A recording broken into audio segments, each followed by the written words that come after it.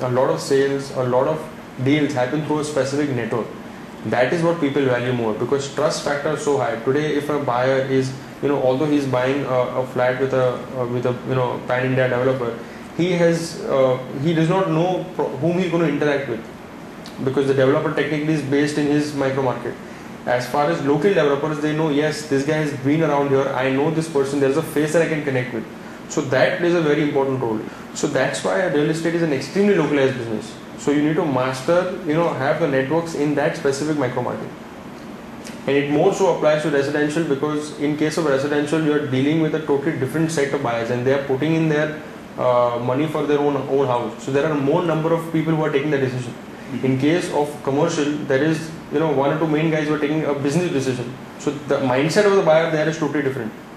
So there he is purely looking at the return on investment as to, and in that case it's planned expenditure. So that's very, very different from a residential buy, which is very sentiment driven. Okay.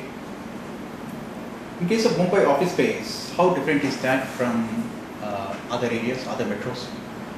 If I ask you three major differences. See, one major difference in Bombay is obviously the volume is totally different. The scale of operations in Bombay is totally different. Right. In case of Bombay also, it's a barometer. If Bombay is doing well, other markets surely will do well, because it's a financial capital. Corporates would look at expanding here before any other place, because this is going to be their need. If they're expanding pan India, their main center, core strength is Bombay. That's surely going to expand.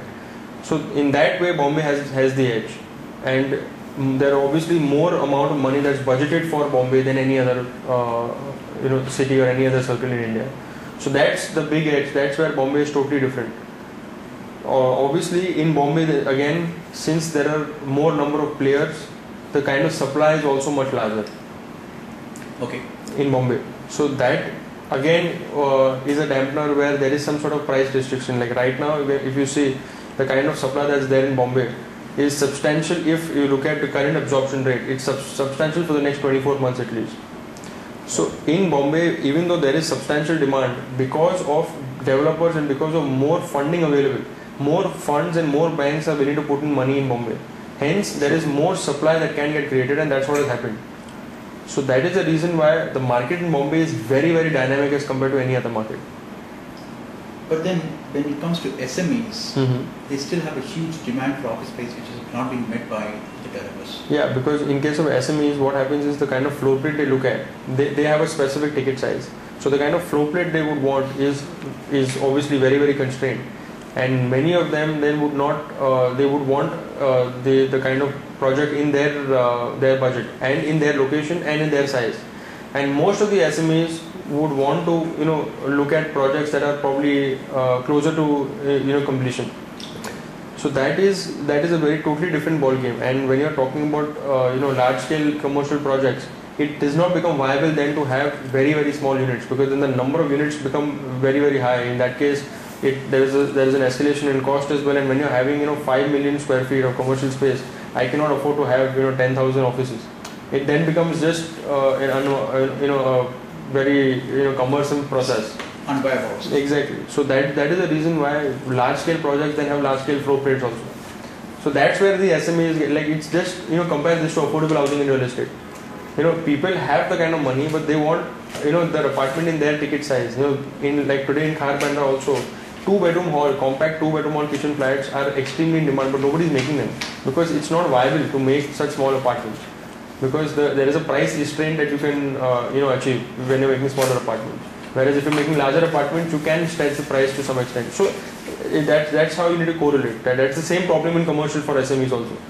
But then when it comes to mid-income homes, developers took to mid-income homes during the downturn because it was a sure shot. Correct. Then why is the difficulty there? Today when you look at the regulation, there is 1% VAT. There is 2.5% service tax that they are talking about. The registration, instead of 30,000, they are planning to make it 1%. So, and your stamp duty is already 5%. So close to 10% of escalation on your agreement value has already been done. So when you are talking about affordable homes, and when the government is taking such kind of drastic steps, today for a 10% increase in cost for a buyer is extremely pinching. I mean, it makes the project unviable for the buyer. So these regulations have now constrained developers who are looking at extremely low end. There are various segments. There are up to 5 lakhs, 5 to 12 lakhs, and then your 12 to probably 30 lakhs, and then beyond. Okay. So these segments are affected. Below 30 lakhs. When you're talking about 10% escalation on over and above your agreement value. So even though you are going to provide them apartments at an affordable price, but the government taxes add up, and that becomes unviable for the buyer then.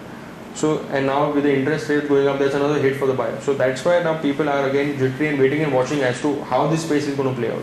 Again, are you suggesting that actually mid-income homes or lower income homes can never happen? No, I'm not saying that. It can happen, but here the government needs to be very clear as to what their objective is. If their objective is to provide and I expect the private developers to come and pitch in this to the sector, they need to provide some incentives, whether by way of tax incentives which the developer can pass on, or by way of reduced interest rates or reduced taxes, at least what the additional taxes they are levying. So the government also needs to play their part, and that's when the developers, see, in the end the developers are going to do this only if there is money in the game. Nobody is going to do social service beyond a point. So the nobody is suggesting that. No, that's the point. So if you know that today for a place like Bombay, if you want to do affordable housing, you getting land is a very big issue. I have to go to the outskirts of Bombay. When I'm going to the outskirts of Bombay, I'm taking a larger risk, obviously, because not every place is as well connected. So when you're talking about affordable housing, you need the kind of connectivity, you need the kind of infrastructure for them to really relocate there, because in the end they're going to travel to the city for work. So when a developer is taking that kind of plunge to purchase that land parcel at that price, he obviously is expecting to sell at a specific price, and the margins there are anyways very thin. So if he then has to reduce his margin to really sell because the government taxes are very high, that makes the project unviable for the developer. Absolutely. So that is what a government needs to understand, that a developer will have to, obviously although there are volumes, he'll expect certain amount of margin to play with. So below that margin, no developer will want to enter that space. So right now that's what's happening.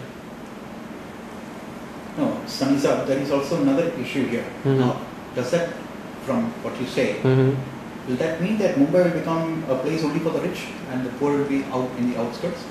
And then what happens to the support system? Will that mean that slums will always be there in Mumbai because they can't afford homes?